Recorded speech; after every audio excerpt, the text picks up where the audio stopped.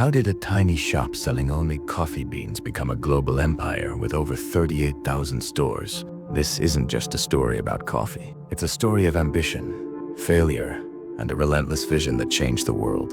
This is the incredible story of Starbucks. Our journey begins in 1971 in Seattle's famous Pike Place Market. Three college friends, Jerry Baldwin, Zev Siegel, and Gordon Boker opened the very first Starbucks. But it wasn't the Starbucks you know today. There were no lattes, no chairs, no frappuccinos. They sold just one thing: high quality, whole bean coffee. Their passion was for the beans themselves, sourced from around the world. The store was a haven for coffee purists, a place to discover the art of the roast. For over a decade, that was Starbucks. Then, in 1982, everything changed. A charismatic salesman from New York named Howard Schultz, who sold plastic house, noticed this small Seattle company was buying an unusual number of his drip coffee makers. Intrigued, he flew out to meet them. From the moment he walked into the store and smelled the aroma, it was okay.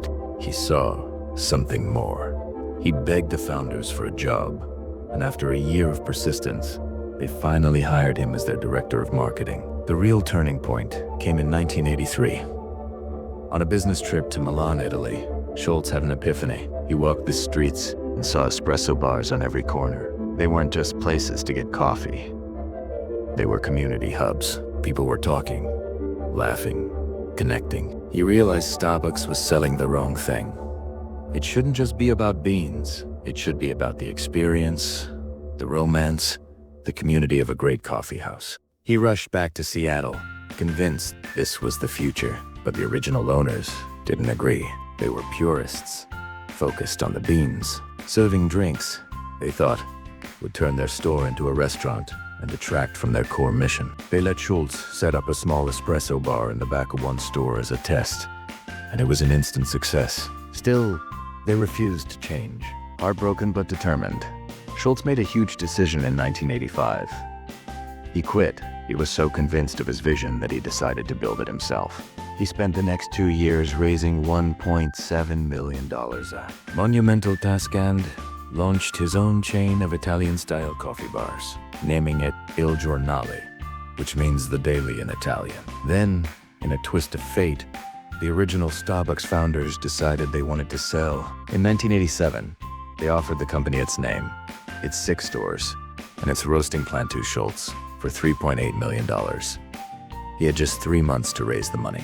It was a frantic race against time. He pitched to over 240 investors and was rejected by 217 of them. At the last minute, with his dream on the brink of collapse, he secured the final investment, some of it from local Seattle leaders, including a young Bill Gates Sr., father of the Microsoft founder. He bought Starbucks and merged it with Il Giornale, keeping the iconic Starbucks name and finally putting his vision into motion.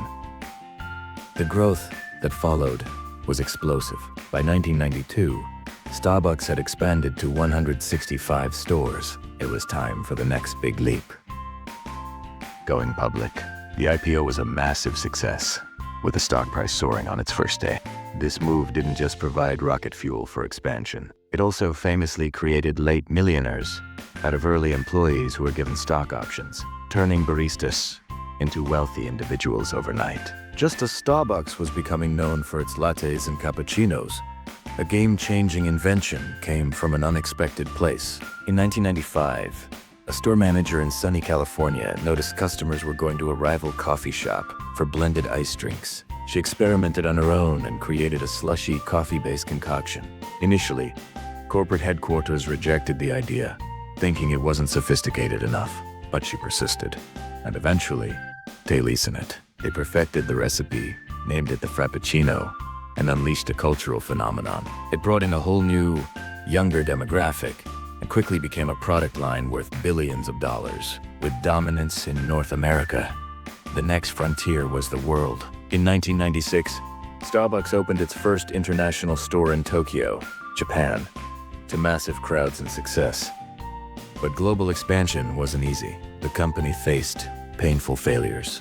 In Australia, the market was already saturated with a strong, independent cafe culture that rejected the American chain. In Israel, A combination of local tastes and security concerns led to a complete withdrawal. These failures were crucial lessons in the importance of adapting to local culture. By the mid-2000s, Howard Schultz had stepped down as CEO to become chairman, but trouble was brewing. The company had expanded too fast, losing its focus on quality and community. Stores started to feel generic. The romance was gone, and Wall Street's pressure for endless growth was taking its toll. By 2008, the company was in a free fall. The stock price had crashed, and for the first time ever, Starbucks was closing stores, hundreds of them. In a dramatic move, Howard Schultz returned as CEO. His first act was unprecedented. He closed every single one of his 7,100 US stores for 3 hours for a massive retraining session on how to pull the perfect espresso shot. It was a bold statement. Coffee quality and the customer experience were coming back. As Starbucks recovered, it didn't just look to the past. It embraced the future. In the 2010s, it launched its mobile app. This wasn't just a gimmick, it was a revolution. The mobile order and pay feature was so successful that, at its peak, Starbucks became the largest mobile payment platform in the US, processing more transactions than even Apple Pay or Google Pay. It transformed the customer experience, making it faster and more convenient, and solidified Starbucks as a tech company as much as a coffee company. While tech was reshaping its US business, a new engine of growth was firing up across the Pacific. Starbucks had opened its first store in China in 1999, but in the 2010s, the expansion went into overdrive. The company bet big that China's rising middle class would embrace a premium coffee culture. The bet paid off spectacularly. For years, Starbucks was opening a new store in China every 15 hours. The country is on track to become its largest market, a testament to the brand's ability to adapt and create a new coffee culture from the ground up. As Starbucks conquered the mass market, it also pivoted towards luxury to recapture the magic and theater of coffee. It launched the Starbucks Reserve Roasteries. These are massive, immersive temples to coffee in major cities like Seattle, Shanghai, and Milan. Here, you can watch the beans being roasted, interact with master brewers, and try rare, exotic coffees. It was a move to elevate the brand, turning a simple cup of coffee into a high-end, theatrical experience. But the journey wasn't without its stumbles and mortal reckonings. The company made bold promises about its social impact, committing to 99% ethically sourced coffee and launching programs to pay for employees' college tuition. But in 2018, a crisis hit when 2 black men were arrested in a Philadelphia store while waiting for a friend. The incident sparked national outrage and accusations of racial bias. In response, Starbucks closed over 8,000 US stores for a day to conduct mandatory racial bias training for its employees. A move that highlighted the complexities of running a global brand committed to being a welcoming third place. In recent years, the company has entered a new, more turbulent era. Howard Schultz stepped down for the third and final time, passing the torch to new leadership. This post-Schultz era has been marked by challenges, falling stock prices, fierce competition, and a historic unionization movement sweeping through its US stores, challenging the company's long-held identity as a progressive employer. This brings us to today and the ultimate question for the future. Can Starbucks reclaim its soul? Can it still be that cherished third place? The space between work and home in a post-pandemic world dominated by mobile orders, drive-thrus, and labor disputes. Or is it destined to become just an efficient, expensive app that happens to sell coffee? The story of Starbucks is far from over. From a single shop in Seattle to a global icon, its journey has always been about more than just coffee, and its next chapter is still being written. Thanks for watching. If you found this story fascinating, don't forget to like, subscribe, and hit that notification bell for more deep dives into the brands that shape our world. See you in the next one.